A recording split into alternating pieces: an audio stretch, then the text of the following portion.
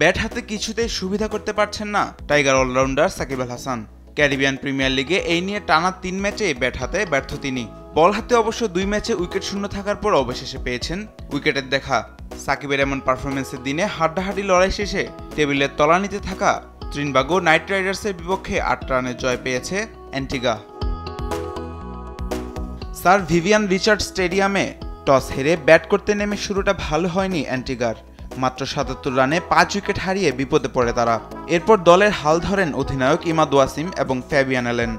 ইমাদের অপরাজিত ৩৯ এবং অ্যালেনের ৪৫ রানে ভর করে 6 উইকেটে ১৬৭ রান তোলে অ্যান্টিগা। সাকিব ১৩ বল খেলে মাত্র ৭ রান করে আউট হন। ১৬৮ রানের টার্গেটে ব্যাট করতে নেমে ৪৯ রানের ওপেনিং জুটি পেলেও ৬৮ রানে ৩ উইকেট হারিয়ে বিপদে পড়ে ত্রিনবাগো। এরপর দলকে এগিয়ে নেওয়ার চেষ্টা করেন কলিন মুনরো এবং কেসি কার্থি। মুনরো ৪৪ এবং কেসি কার্থি ৩৫ রান করে আউট হলে আবারও চাপে পড়ে নাইটরা। এরপর ঝড়ো ব্যাটিংয়ে রানের চাকা সচল রাখেন অভিজ্ঞ কায়রন পোলার্ড, কিন্তু তার ২৮ বলে লড়াকু ৪০ ইনিংসটা কেবল হারের ব্যবধানই কমিয়েছে। শেষ ওভারে ১৪ রানের সমীকরণ আর মেলাতে পারেননি তিনি।